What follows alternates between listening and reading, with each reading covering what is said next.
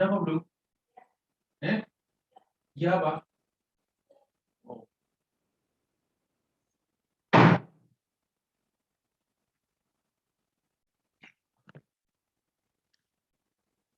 Shalom alaikum besem hamasyah. Salam sejahtera bagi saudara-saudara sekalian di dalam Kristus.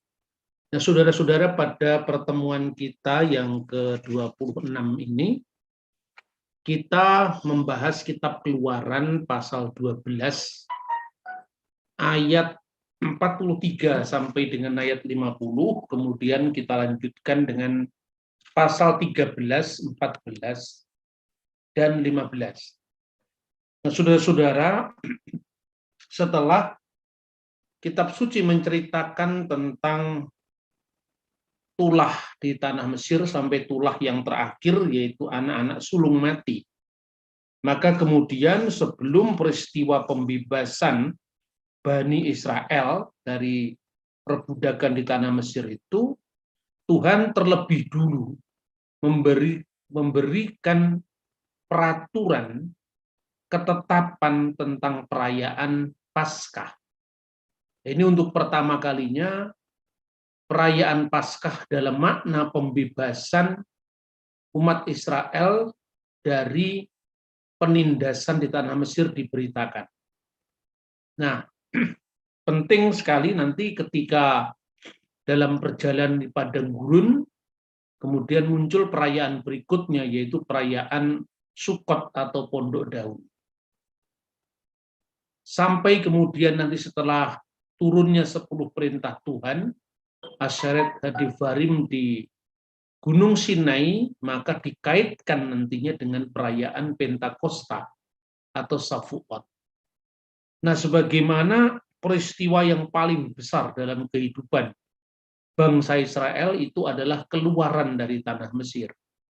Dan Paskah itu sebetulnya bukan sekedar perayaan keagamaan, karena orang Yahudi tentu memandang segala sesuatu itu dari sudut pandang penyertaan Allah, karya Tuhan yang sangat dahsyat dalam kehidupan bangsa Israel, khususnya pada peristiwa Eksodus atau keluaran dari tanah Mesir.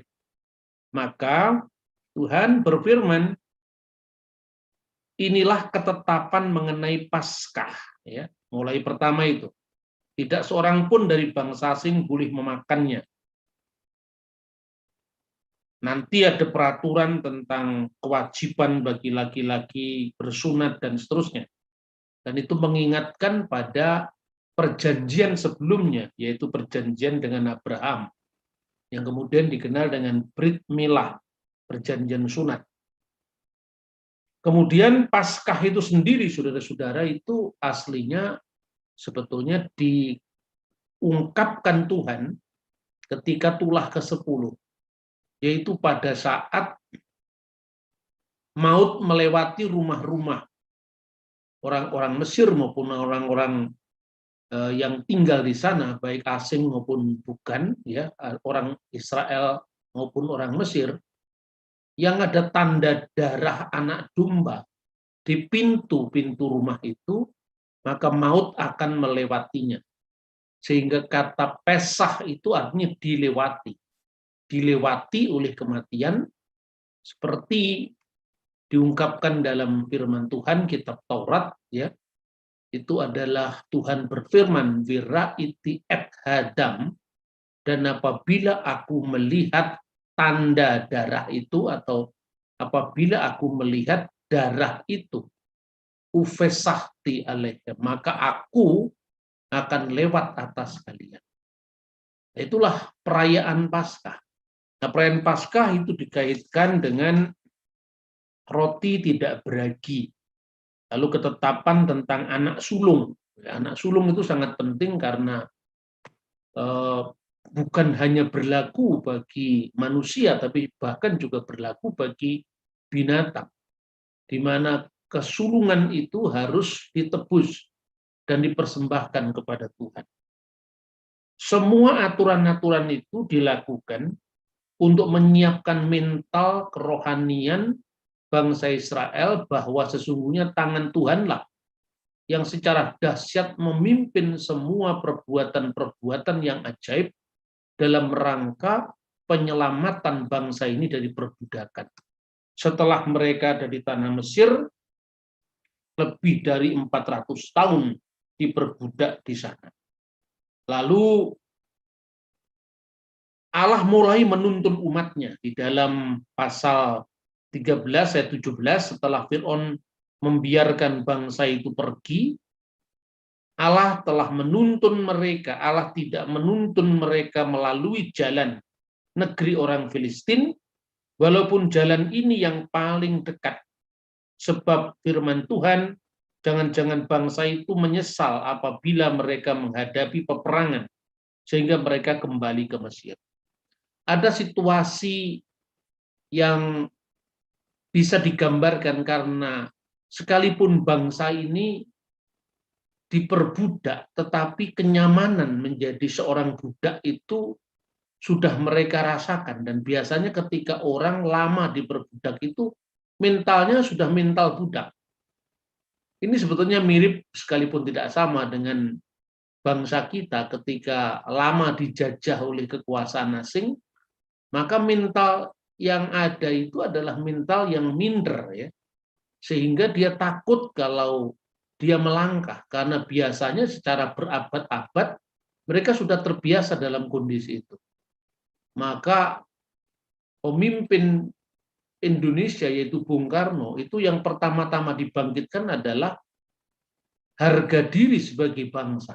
Dan itu sebenarnya mirip dengan apa yang dilakukan lewat tangan Tuhan sendiri. Mereka pertama diajar untuk disiplin, mengingat bahwa perbuatan itu adalah perbuatan dahsyat yang hanya dilakukan oleh Tuhan. Itu yang pertama-tama. Tetapi sebagai respon balik dari kasih Tuhan lewat karyanya yang dahsyat itu, manusia diajari ketaatan, kesucian, dan juga keuletan dalam perjalanan. Tetapi kayaknya Tuhan mengerti kondisi bangsa Israel yang sudah terlalu lama diperbudak itu, sehingga Tuhan tidak mengizinkan mereka lewat jalan yang lebih dekat, yaitu jalan orang Filistin. Tuhan mengkhawatirkan kalau mereka lewat di sana dan itu adalah tempat bangsa yang suka perang, ya. Takutnya kalau mental mereka akan kembali ke tanah Mesir. Karena apa? Karena mereka tidak tahan dengan itu. Tetapi Allah menuntun bangsa itu berputar melalui jalan padang gurun menuju ke Laut Teberau. Dengan siap sedia berperang, berjalanlah orang Israel dari tanah Mesir. Nah, jalan yang ditempuh itu memang jauh nanti, sehingga kita bisa melihat selama 40 tahun pengembaraan di padang gurun. Nanti kita akan lihat pada sesi-sesi berikutnya ketika bicara tentang rute Exodus. Kita belum sampai ke sana supaya kita sistematik. Kemudian dalam perjalanan itu Musa membawa tulang-tulang Yusuf. Sebab tadinya Yusuf telah menyuruh anak-anak Israel bersumpah dengan sungguh-sungguh, Allah tentu akan mengindahkan kamu, maka kamu harus membawa tulang-tulangku dari sini. Demikian mereka berangkat dari Sukot dan berkemah di Etam, di tepi padang gurun.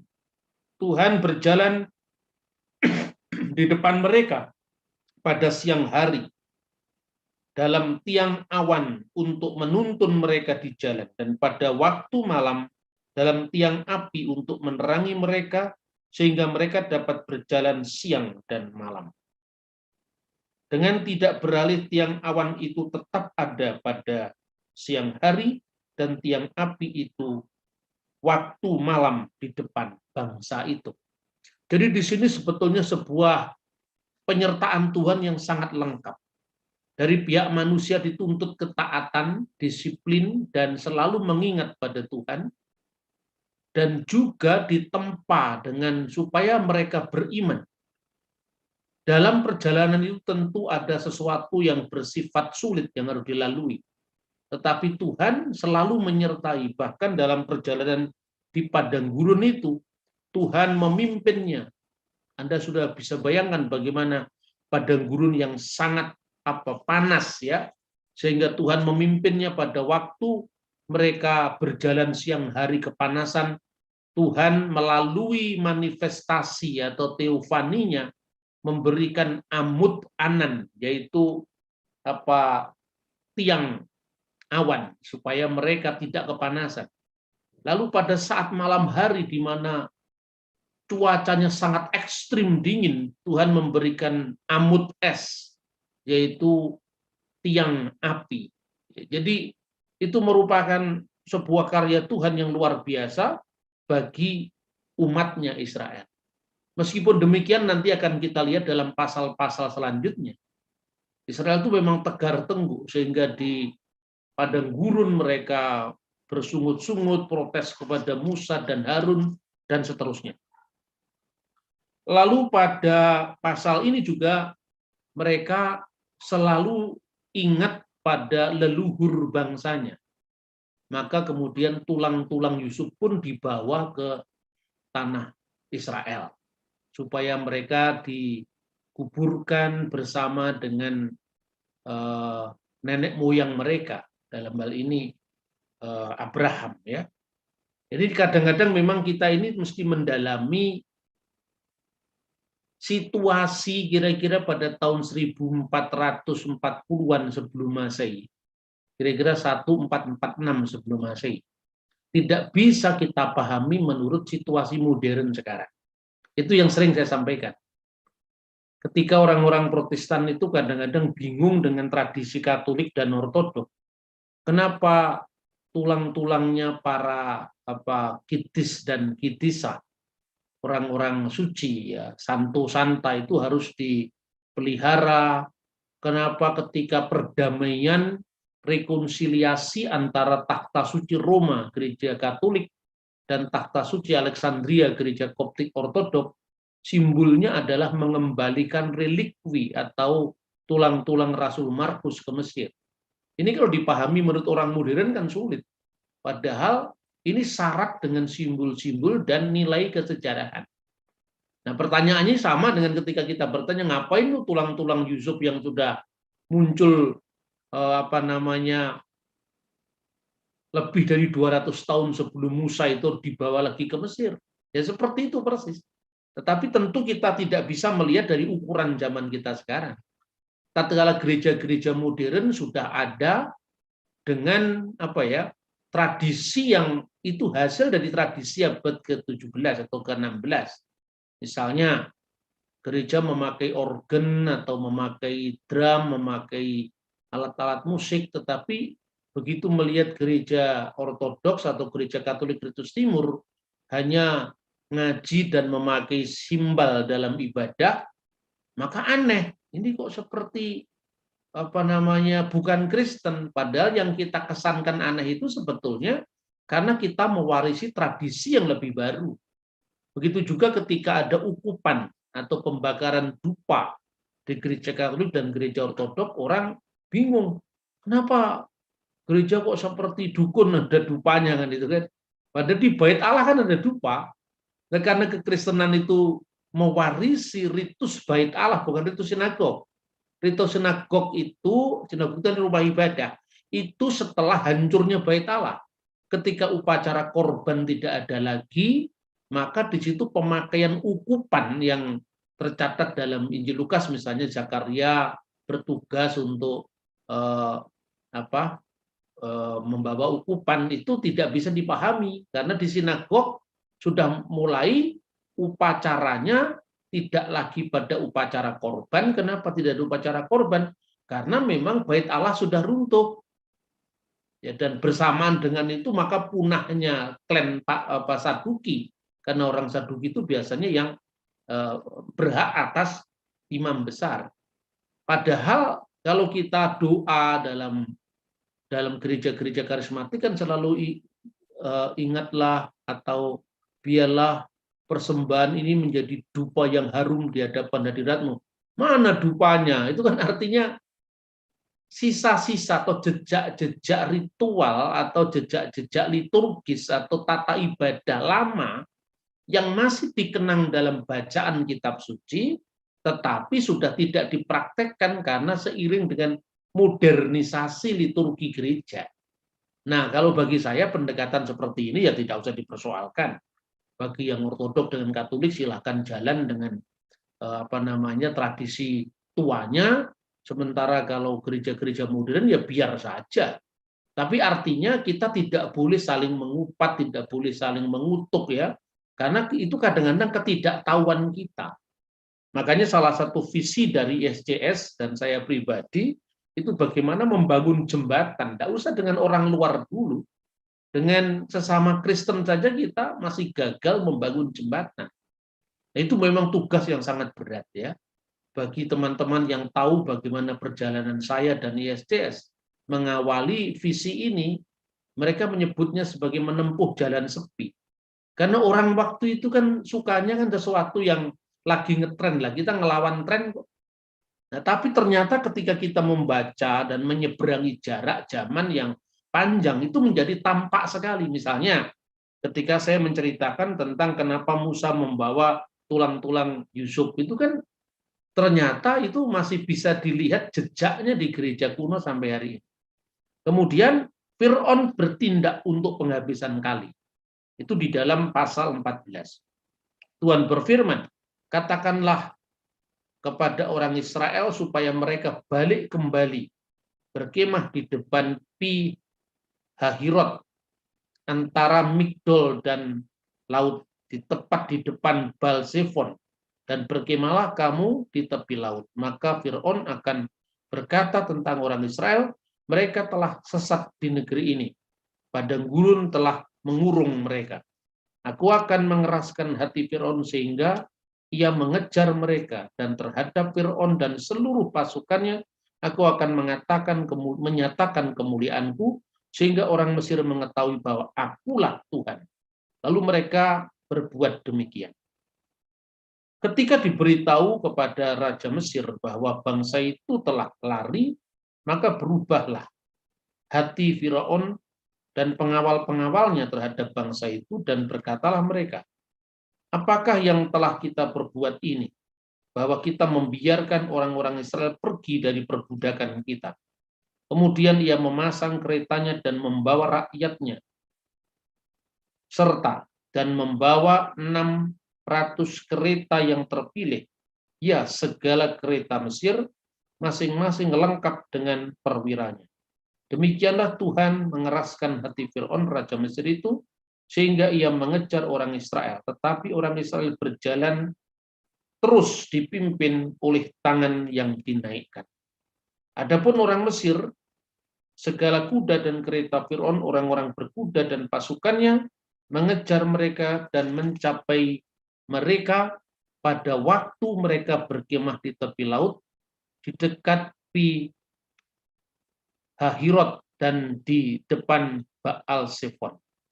Ketika Fir'aun telah dekat, orang Israel menoleh, maka tampaklah orang Mesir bergerak menyusul mereka, lalu sangat ketakutanlah orang Israel, dan mereka berseru-seru kepada Tuhan. Dan mereka berkata kepada Musa, apakah karena tidak ada kuburan di Mesir, maka engkau membawa kami untuk mati di padang gurun ini? Apakah yang kau perbuat ini terhadap kami dengan membawa kami keluar dari Mesir?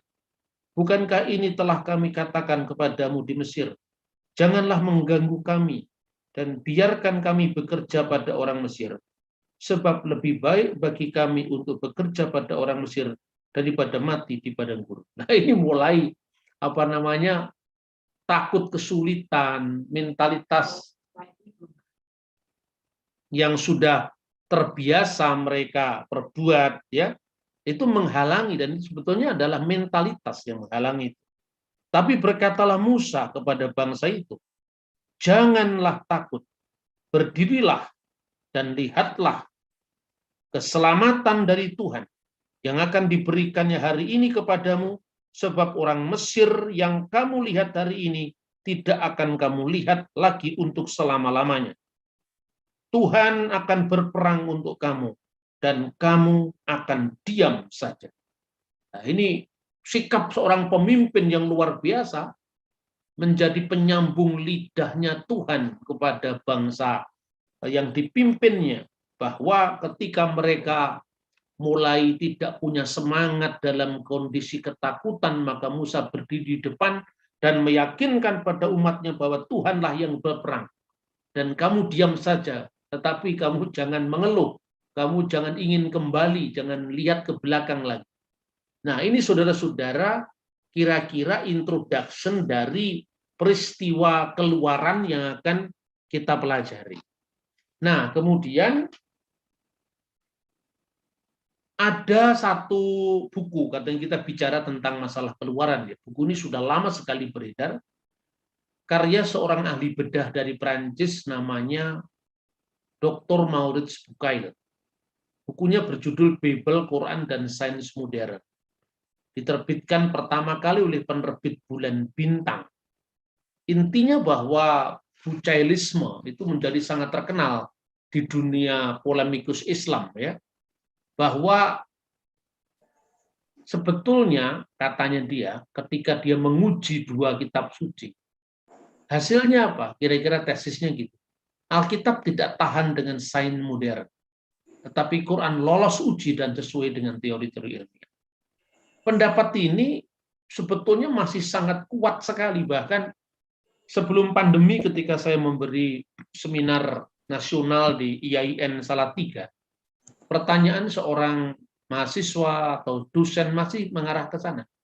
Jadi seolah-olah Alkitab itu tidak tahan di depan kritik ilmiah, harus dilakukan demitologisasi supaya cocok dengan teori ilmiah. Itu masih kuat sekali. Meskipun sebetulnya sayangnya ketika Alkitab menghadapi yang namanya ketegangan antara Bible dan Babel, sebetulnya itu. Babel itu penemuan yang pernah saya bahas itu di Satya Wacana, ya, penemuan naskah Emuna Elis yang menceritakan bahwa ada kemiripan-kemiripan antara kisah dan dalam Alkitab, kisah penciptaan dalam Alkitab dengan naskah Babel atau Genesis Babel yang dikenal Emuna Elis. Misalnya ungkapan Tehom, ya, itu ternyata mirip dengan Tiamat. Tiamat itu ya Vihosek Alpini Tehom kalau dalam Alkitab itu, dan kegelapan menutupi Samudra Raya. Tetapi Samudra Raya di dalam Alkitab di sini bukan lagi kuasa yang mengancam, yang dipribadikan sebagai kuasa jahat, tidak. Sementara Tiamat adalah seperti itu. Itu mirip sekali kalau bangsa kita menyerap dari bahasa Sanskerta. Misalnya kala. Kala itu artinya waktu secara netral, tetapi maknanya adalah itu adalah Batara Kala. Tetapi kemudian Anda mengunjungi Gramedia beberapa tahun lalu, kala buku, kala Gramedia, bukan berarti Gramedia menyembah Bathara Kala, tidak. Nah, itu yang namanya naturalisasi bahasa. Nah, dalam konteks ketegangan antara Bible dan Babel itu, gereja sudah lewat sebetulnya. Jadi kalau asumsinya seolah-olah Alkitab tidak tahan dengan ilmu pengetahuan, ya seluruh agama juga diserang oleh sains modern, bukan hanya Alkitab gitu loh. Tapi sayangnya ini hanya diterapkan pada Alkitab yang oleh para teolog Kristen sendiri sekarang sudah dibuktikan sebaliknya. Sementara di pihak lain itu masih belum selesai pergulatannya mengalami apa yang saya katakan Bible dan versus Babel tadi. Kemudian buku yang kedua, Moses and Pharaoh in the Bible, Quran and History. Dalam buku ini juga penemuan mumi Fir'aun dikaitkan dengan kemujizatan Quran dan sekali lagi dipertentangkan dengan Alkitab yang katanya mencatat bahwa Fir'aun keluaran Exodus binasa tenggelam di laut. Nah, sebetulnya apa ya? Kalau tidak menyangkut Kristen, sebetulnya saya tidak mau bicara seperti ini. Saya kan selalu menahan diri tidak menyerang. Saya tidak pernah mau nyerang. Tapi ketika iman kita dipersoalkan, ya tentu kita harus memberikan jawaban. Tidak seperti itu yang dibayangkan oleh Maurits Bucaille, bahkan sebetulnya arkeologi sendiri itu munculnya dari kitab suci. Alkitab, penemuan batu Rosetta sering saya sampaikan itu kan asalnya dari Alkitab. Bagaimana kita bisa menemui nama Ramses yang kemudian menjadi pembuka untuk membaca huruf hieroglif dan akhirnya berhasil disusun sebuah kronologi Mesir kuno selama ribuan tahun. Dan ketika Maurits Bucaille menulis buku pertamanya sekitar tahun 70-an, diterjemahkan dalam bahasa Indonesia tahun 78, itu kronologi Mesir kuno itu belum semaju sekarang dalam penulisan dan penelitian arkeologi. Nah, ini yang sampai sekarang sayangnya itu masih terus dibahas. Ya, minta maaf, bahkan beberapa profesor di beberapa UIN itu masih memegangi pendapat yang seperti ini. Nah, ini makanya saudara-saudara, saya ini ngomong begini hanya terpaksa aja lah. Saya sebenarnya tidak mau ganggu orang, tetapi karena ini terus-menerus dipertanyakan untuk anak-anak kita, ya kita harus memberikan jawab. Sekalipun tidak perlu kita mengejek orang lain, tapi mengajak, ya bukan mengejek, tapi mengajak. Mengajak apa? Mengajak berpikir, kan begitu. Nah, padahal ya asumsinya Bucaille itu gini. Dalam Alkitab, semua dari orang Mesir itu tenggelam tanpa sisa di Laut Merah, di Laut Teberau maksudnya. Sementara dalam Al-Quran itu Fir'aun diselamatkan badannya, ya. Maka disebutkan di dalam surat Yunus ayat 92 itu, fal yauma nunajika bibadanika. Pada hari ini aku selamatkan engkau dengan badan engkau. Ya, kira-kira seperti itu. Supaya kami dapat menjadikannya sebagai bukti bagi orang-orang sesudah kamu. Nah, ini bertentangan dengan Alkitab, sebab dalam Alkitab itu jelas dikatakan, misalnya Mazmur 136 ayat 15, ya. Dan mencampakkan Fir'aun dengan tentaranya, vini erparoh, vi heilu, bi yamsuf, ya, yamsuf itu artinya laut teberau, laut alang-alang, ya. Terus lalu diberi, itu kan sebenarnya model litani, kile olam hasdu, kile olam hasdu. Itu diawali dari pujian. Hodu lelohe ha Elohim kile olam hasdu. Hodu laduni ha adonim kile olam hasdu. Itu diulang-ulang, dan itu sebetulnya sebuah litani sebetulnya. Dan litani itu tidak menyangkal tentang hal-hal yang misalnya mayat-mayat orang Mesir ditemukan di tepi pantai. Lah itu kan ada juga ayatnya. Nah, ini contoh. Jadi mempertentangkan teks Quran dan teks Alkitab, padahal dua-duanya memuat informasi. Dalam Quran pemusnahan Fir'aun juga ada, tapi nggak pernah disebutkan tanpa sisa, sama Maurits Bucaille.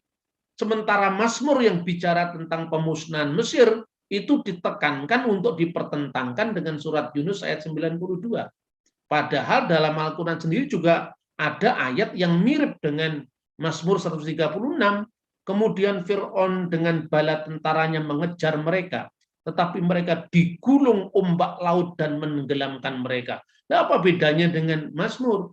Tetapi ketika ada bagian dari orang-orang Mesir yang itu diselamatkan Tuhan, dan mayat-mayat mereka terhantar di tepi laut, itu juga ada di dalam kitab Keluaran pasal 14 ayat 30, di mana di sana disebutkan, demikian Tuhan pada hari itu menyelamatkan orang-orang Israel dari tangan orang Mesir, dan orang Israel melihat, ya, apa yang dilihat dari orang-orang Misraim itu mayatnya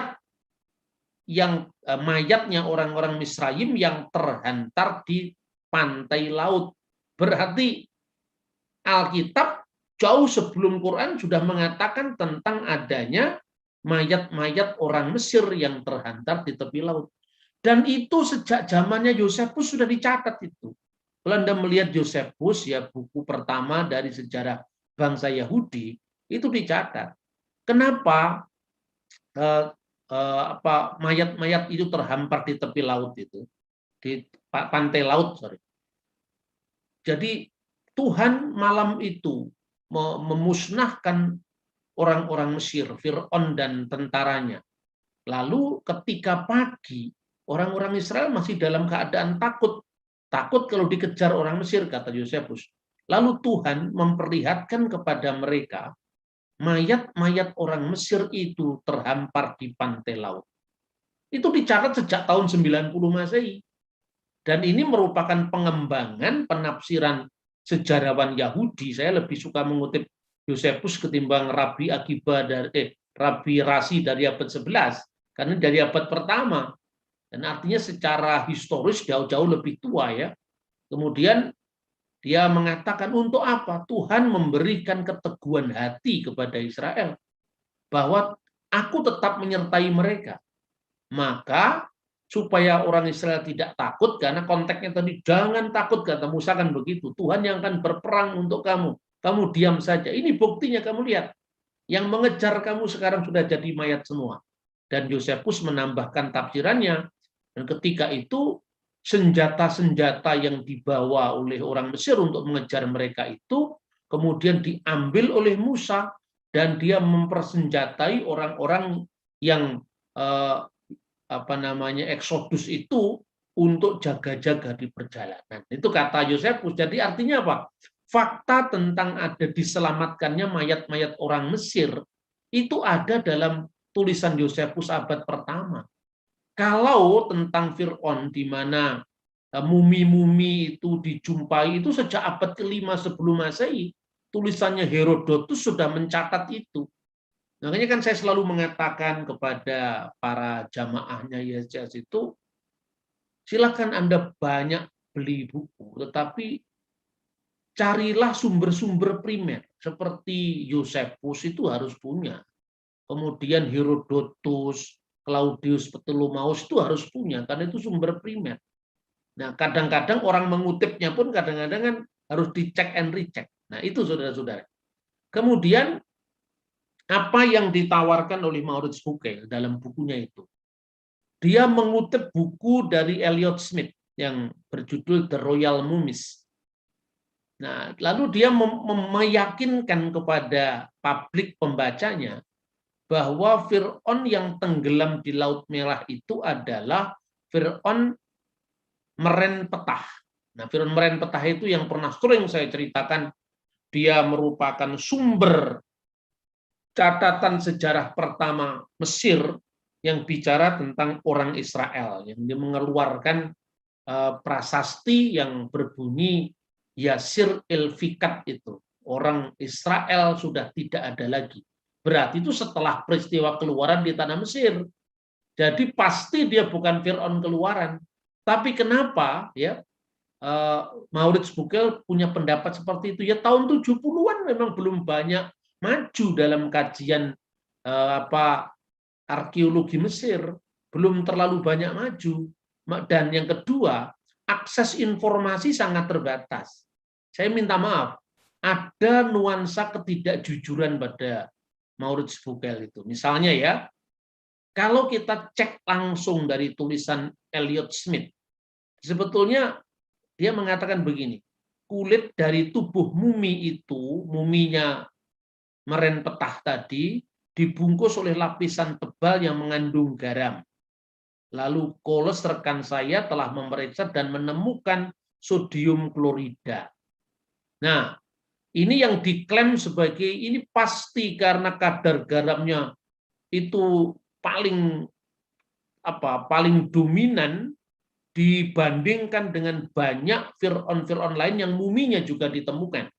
Kalau saudara pergi ke Museum Nasional Kairo, itu memang Anda masuk dengan membayar tiket, tetapi ketika Anda masuk ke tempat mumi, itu masih membayar lagi. Kalau nggak salah, 2-3 tahun lalu itu sekitar 100 pon Mesir.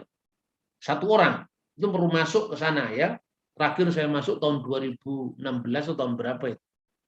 Nah, kemudian kita bisa melihat ini nama-nama Fir'aun yang di Mumir itu ada ruangannya sendiri dan kita tidak boleh foto, tidak boleh apa, tidak boleh kamera. Tapi kalau memang Anda mau mengabadikan, itu sudah ada bukunya yang dijual di museum.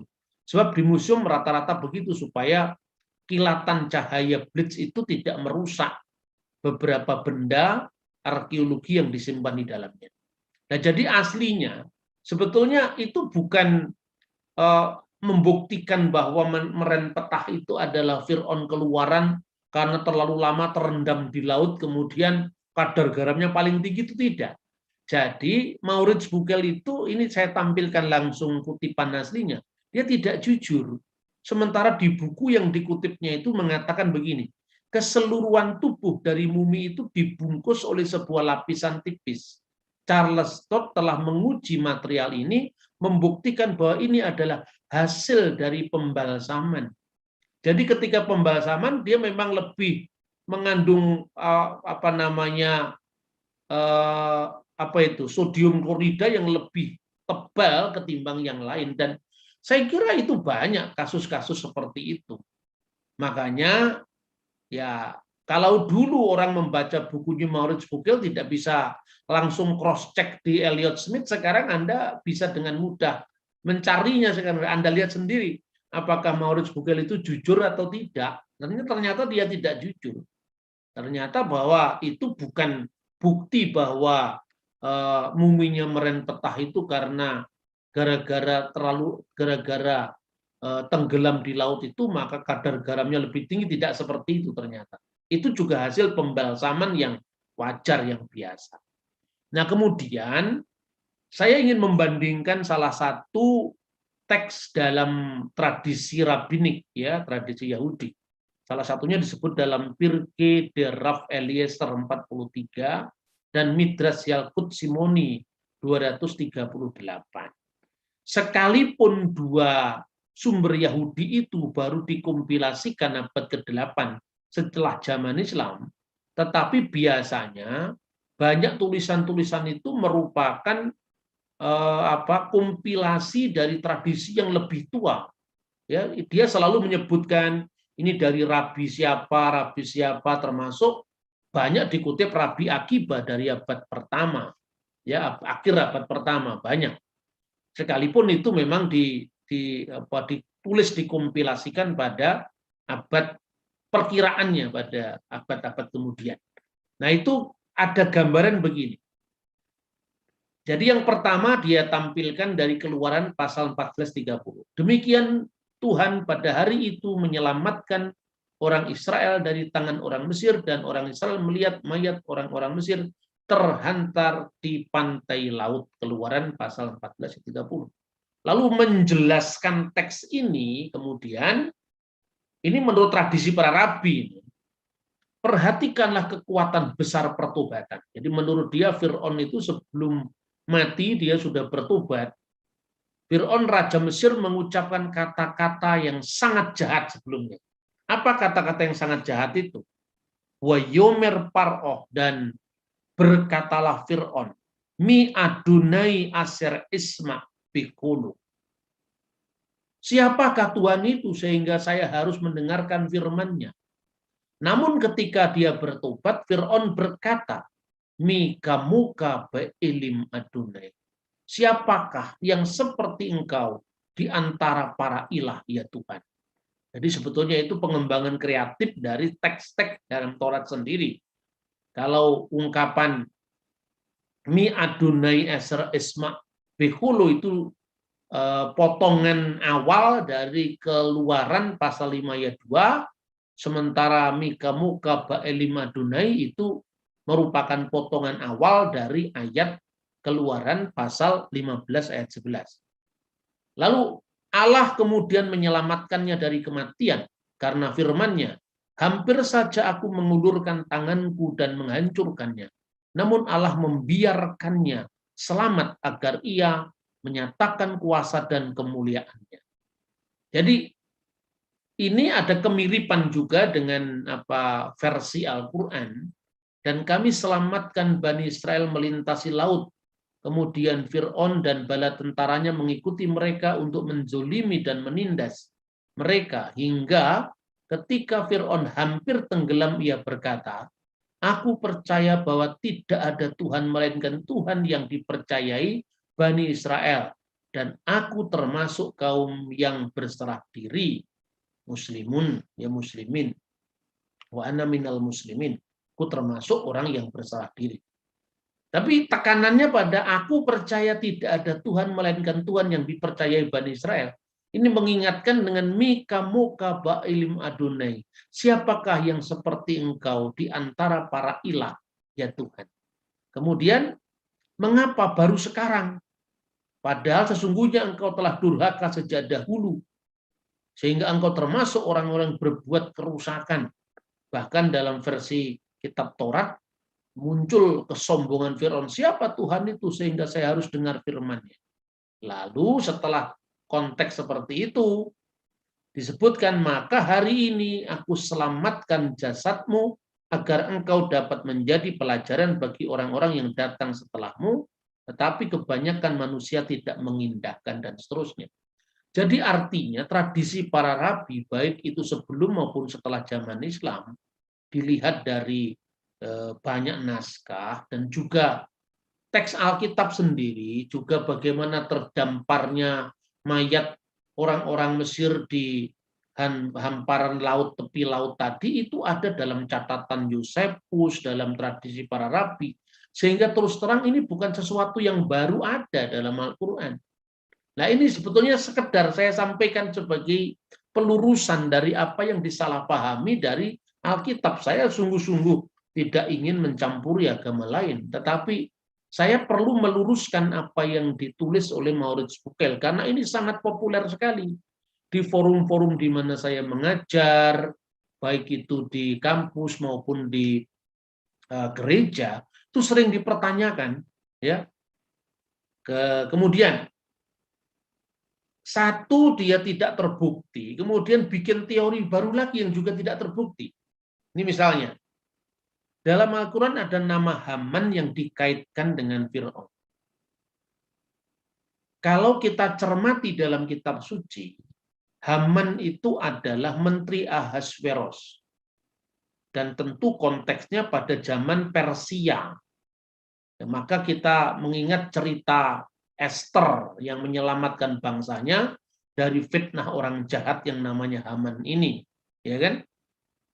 Kemudian pamannya dia namanya Mordekai. Sebetulnya itu juga bisa dilacak dari nama-nama yang terkait dengan Persia. Mordekai itu kaitannya dengan Marduk misalnya. Esther itu Istar. Jadi artinya di konteks mana kitab suci itu mencatat tokoh-tokohnya, nama-namanya itu terkait dengan nama-nama lokal di situ. Karena apa?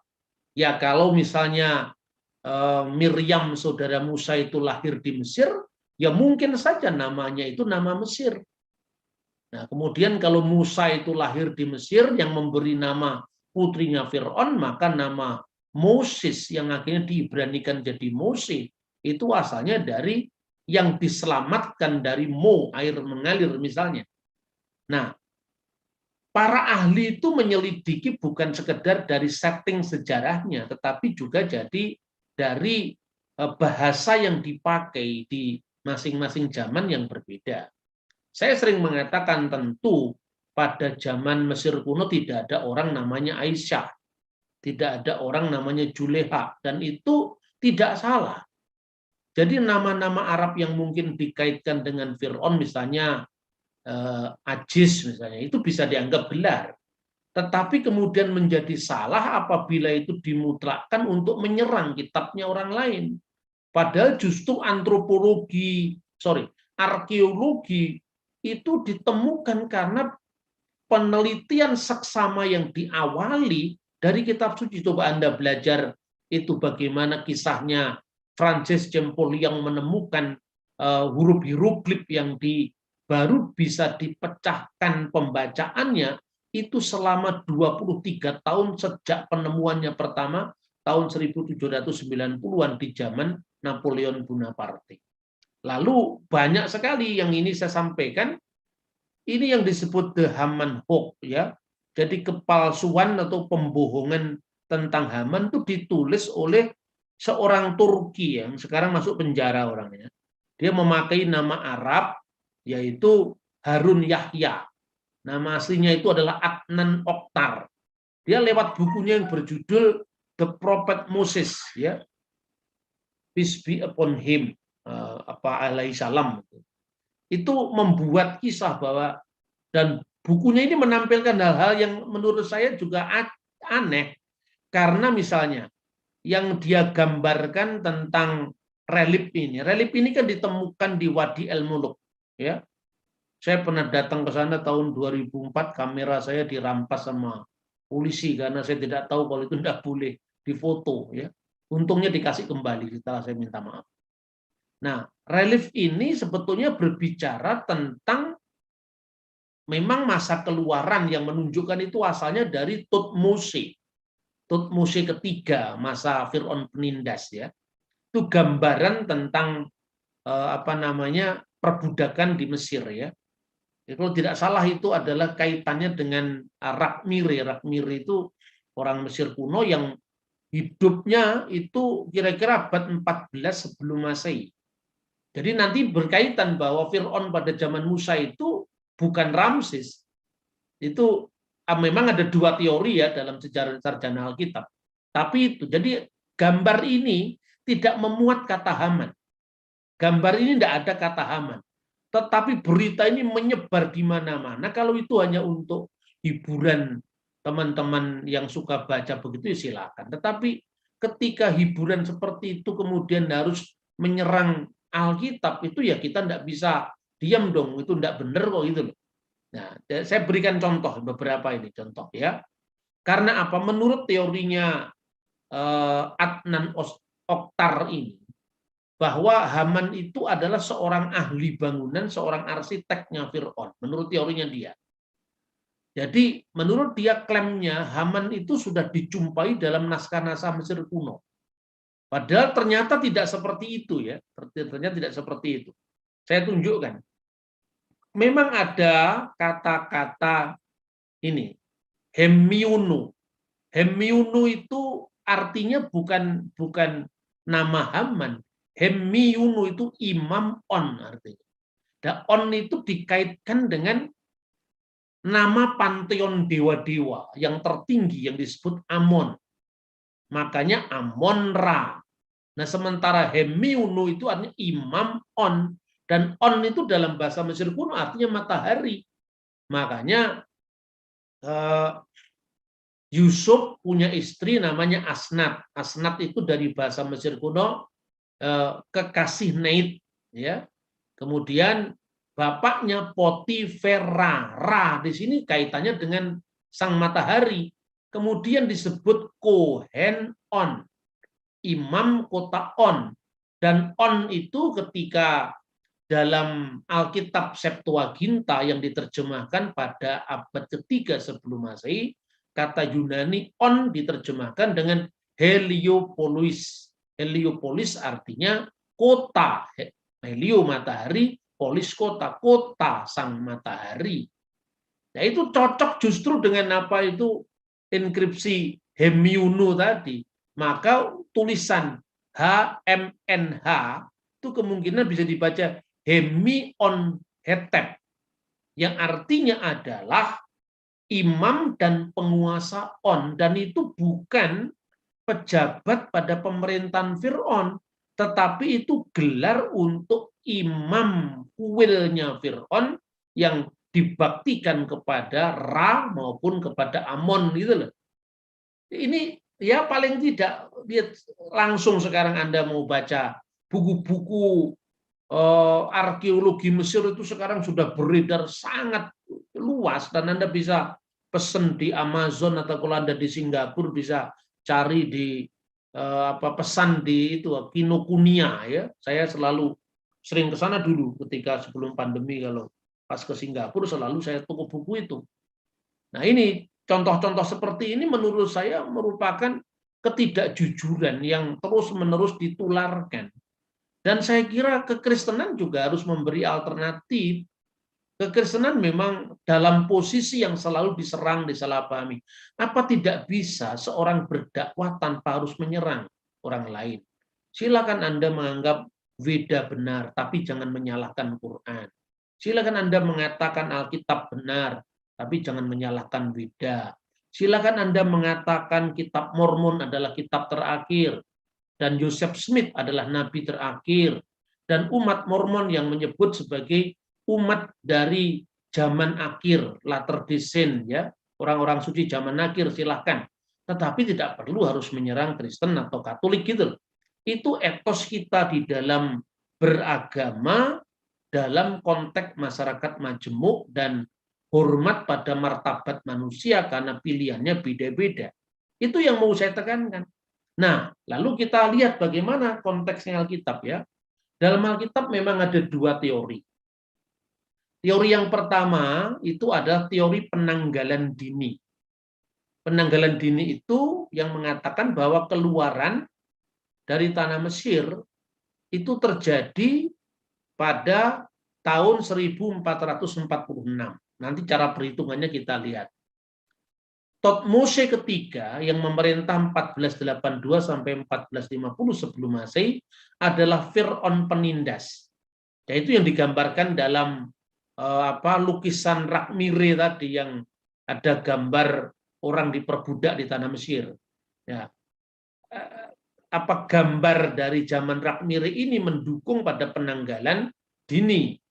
Penggantinya Amenhotep II tahun 1452 sampai 1426. Kalau keluaran terjadi 1446 sebelum Masehi, berarti pada zaman Amenhotep kedua.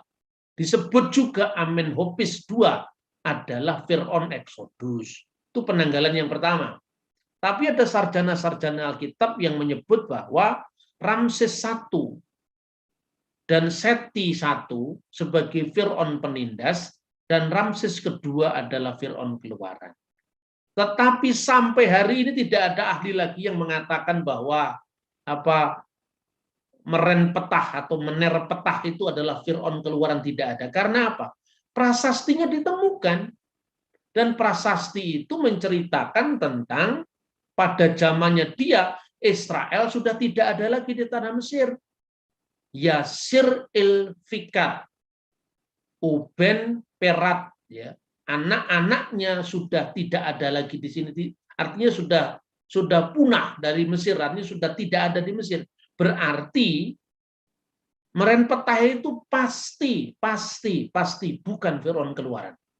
Karena itu muminya dia itu tidak bisa dikaitkan dengan Fir'aun keluaran. Itu sudah bacaan kira-kira tahun 70-an yang sudah tidak relevan lagi. Ini bukan kata saya. Silakan Anda mencari buku-buku literatur yang lebih yang lebih komprehensif dan lebih otoritatif ketika bicara tentang kronologi Mesir kuno. Lebih baik seperti ini. Dalam Alkitab kalau ada teori penanggalan dini, teori penanggalan kemudian, itu masing-masing punya argumen. Tetapi kita tidak bisa menganggap bahwa ini yang paling benar, 100% benar, enggak. Itu masih ada kontroversi dalam itu. Tapi misalnya tadi relief di di Wadi Al-Muluk, ya, Lembah Raja-Raja itu lebih mendukung pada penanggalan dini. Tetapi nama Ramses dalam Keluaran pasal 1 ayat 11 itu biasanya menjadi dasar untuk memperandaikan bahwa Fir'aun di zaman Musa itu adalah Ramses, karena orang-orang Mesir disuruh membangun kota perbekalan yang namanya Ramses gitu. Dua-duanya memiliki argumentasi. Tetapi kita akan lihat masing-masing, ya. Ini para Fir'aun yang berkuasa pada zaman Musa menurut teori penanggalan dini. Adanya nama Ramses pada zaman Musa itu sama sekali tidak menyangkal tentang adanya tanah Ramses sebelum lebih lanjut dibangun oleh zamannya Ramses kedua. Karena apa? Dari nama-nama diri yang muncul para penguasa itu pada zaman sebelum Musa, itu namanya menggunakan gelarnya itu Re. Semua itu menunjuk kepada sang matahari. Misalnya pada dinasti ke-18 awal yang berkuasa 1524 sampai 1503 sebelum Masehi, itu Amenhotep I gelarnya Djeser Kare. Re itu sang matahari. Kemudian Tutmose I juga gelarnya Akeper Kare, ya. Kemudian Tutmose kedua, ya, permaisurinya Hatshepsut itu juga Akepere, Perenre. Jadi Re atau Ra itu semua merujuk kepada nama Dewa Matahari.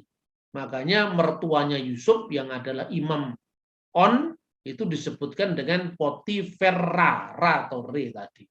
Jadi ibarat saya kemarin sampaikan bahwa kota Jakarta itu baru dipakai namanya pada saat Indonesia merdeka. Sebelumnya namanya Batavia ketika itu dijajah Belanda. Tapi sebelum Batavia tahun 1527, kata Jakarta sudah ada. Diganti Batavia lalu balik lagi Jakarta. Ini tampak sekali misalnya catatan dari misalnya J. de Boros, itu orang asing yang mengunjungi Jakarta. Maka dikatakan Jakarta per autro nome Karawang. Karawang itu Kerawang. Itu bisa di cross check dari data-data sejarah. Jadi jangan hanya mengatakan karena Alkitab sudah mengatakan begini, ya itu kan iman kita Alkitab itu. Kalau kita berdialog dengan orang lain yang nggak bisa memaksakan wahyuku adalah wahyumu, nggak bisa. Atau kitab suci Mormon adalah kitab suci yang terakhir, nabinya terakhir, yang nggak bisa kemudian membatalkan sejarah, itu nggak bisa. Itu semua bisa di cross check, ya. Kemudian ini perbandingan antara dua kalender penanggalan kapan terjadinya peristiwa keluaran. Kalau menurut 1 Raja-Raja pasal 6 ayat 1, keluaran dari tanah Mesir itu terjadi 480 tahun sebelum tahun keempat pemerintahan Salomo. Jadi tahun keempat pemerintahan Salomo itu tahun 960 sebelum Masehi, dikurangi mundur ke belakang 480 sama dengan 1440. Ada yang menghitung 1446 tergantung kalendernya. Nah, jadi itu makanya keluaran itu terjadi pada masa penanggalan dini tadi. Jadi persis hitungannya dari 1 Raja-Raja 6 ayat 1 tadi dan pemerintahan Salomo. Nah, orang mungkin bingung, dari mana kita bisa meneliti Salomo berkuasa tahun 960 sebelum Masehi? Ya kan ada banyak perbandingan. Ada kronik bangsa Asyur ketika menaklukkan Israel wilayah utara itu, ada kronik Persia, ya, ketika Kores Agung membebaskan orang Yahudi dari pembuangan kembali ke Yerusalem. Itu kemudian antara kalender dari penakluk Israel itu kemudian dibandingkan dengan Alkitab, lalu ketemulah penanggalan itu. Dan untuk konteks Israel memang buku satu-satunya cuma Alkitab, tidak ada yang lain. Karena buku-buku yang lain kan cuma menyebut nama-nama, kisahnya sekilas, tapi angka-angka tahunnya tidak ada, penanggalannya tidak ada. Kalau ganti kalender dia tidak ngerti kapan gantinya, maka Alkitab itu mudah dikritik. Karena apa? Biasanya kritik-kritik itu kan yang bacaannya itu hanya agamanya saja, atau tidak pernah membandingkan dengan kronik-kronik sejarah yang lain gitu loh. Tetapi kalau jujur, orang mau jujur, Alkitab itu satu-satunya buku yang kronologis berbicara tentang Timur Tengah kuno. Dan itu ketika misalnya belum ketemu tahunnya kok ada selisih, itu bukan pertentangan, itu karena kalender yang berbeda, karena lihat dari sudut pandang apa, karena seorang raja sudah magang ketika orang tuanya berkuasa, itu namanya pemerintahan bersama, itu clear dalam kronologi kitab suci. Nah, lalu bagaimana dengan penanggalan kemudian yang menempatkan Eksodus pada masa Ramses II tadi. Menurut mereka 480 tahun dalam satu Raja-Raja 6 ayat 1 itu angka simbolis untuk mewakili 12 generasi. Dengan pengandaian satu generasi 25 tahun. Maka sebenarnya angka yang saklek itu 300 tahun saja, nggak sampai 480 tahun sebelum pemerintahan Salomo, kira-kira seperti itu.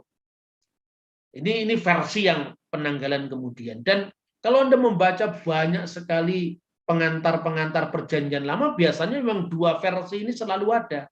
Kalau Anda tanya kepada saya lebih mendukung pada penanggalan dini karena lebih konsisten dengan tahun-tahun yang tercatat dalam kitab suci dan juga kronik dari fakta sejarah di luar kitab suci. Lalu ada lagi Hakim-Hakim pasal 11:26 menyatakan Israel telah menduduki Kanaan selama 300 tahun sebelum Yefta menjadi hakim. Yefta menjadi hakim antara tahun 1100 sampai 1050 sebelum Masehi. Yosua masuk Kanaan tahun 1400 atau 1350 sebelum Masehi plus 40 tahun pengembaraan di padang gurun. Nanti ketemunya juga sama, 1440 sebelum Masehi. Nah ini. Lalu angka 300 tahun kalau menurut penanggalan kemudian itu dikutip Yefta hanya generalisasi saja. Tidak bisa dijadikan dasar menentukan kronik sejarah. Katanya. Ya. Kemudian penanggalan dini Musa hidup di Midian kan 40 tahun. Kisah Rasul 7 ayat 3, Keluaran 2 ayat 23. Sementara Fir'aun penindas masih hidup. Satu-satunya Fir'aun yang memerintah selama 40 tahun atau lebih, yaitu Tutmose ketiga dan Ramses kedua. Dalam hal ini sama-sama kuatnya. Kalau dari sudut pandang hitungan, Fir'aun yang paling hidup lama itu apa? Nah, waktu 40 tahun dilewatkan Musa dengan orang Midian, katanya dia bukanlah angka kronologis, tapi hanya angka simbolis yang menunjukkan kurun waktu yang panjang. Itu penanggalan yang kemudian. Nah, ini rumitnya saudara-saudara dalam membaca teks-teks kuno kan seperti ini. Kemudian dalam Tugu Merenpetah atau Merenpetah atau Merneptah tahun 1200-an sebelum Masehi menyatakan Israel sudah menjadi bangsa yang menetap. Berarti ketika zamannya dia itu kan dari Ramses I, Ramses II, kemudian Merenpetah. Itu versinya Maurits Bucaille. Dan versinya Maurits Bucaille itu diambil dari tulisan-tulisan arkeolog Perancis pada awal penemuan hieroglif. Jadi sekarang pendapat itu sudah tidak pernah dihiraukan orang karena apa? Tidak cocok dengan prasasti Merenpetah. Karena ketika Merenpetah itu menulis prasasti, pasti dia bukan Fir'aun yang tenggelam. Karena apa? Ketika dia nulis inskripsi itu, Israel sudah tidak ada lagi diperbudak di Mesir. Dia sudah di luar Mesir, sudah peristiwa keluaran. Lalu kalau menurut penanggalan kemudian benar ada nama Israel pada Tugu Merenpetah. Tetapi tidak ada catatan lain selain itu. Ya memang kan tidak ada catatan selain itu, tapi kan ada satu itu kan. Itu penting juga. Nah ini huruf-hurufnya yang saya kutip dari www.bible.ca itu tertulis begitu. Yang berbunyi Yasir El Fikat. Yasir El itu nama Israel dalam naskah kuno ya, Yasir El Fikat Ben Perat. Nah ini prasastinya ini. Itu gambar prasastinya seperti itu. Ini saya tahun 2016 datang ke sana. Prasasti Merenpetah di Museum Kairo, bukti bahwa Merenpetah bukan Fir'aun keluaran. Bunyinya itu adalah Yasir El-Fikat Ben Perat. Israel binasa dan keturunannya tidak ada lagi. Maksudnya tidak ada lagi di wilayah Mesir. Berarti setelah kasus keluaran. Nah, lalu perbandingan lagi sekarang. Menurut teori yang dini, lempeng-lempeng Amarna sekitar tahun 1400 sebelum Masehi itu berbicara tentang suatu periode kekacauan yang disebabkan oleh kaum Habiru.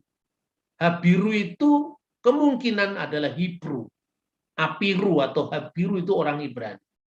Sementara di dalam pandangan penanggalan yang kemudian yang Mas Ramses tadi, Habiru dalam lempeng Amarna tidak sama dengan orang Ibrani.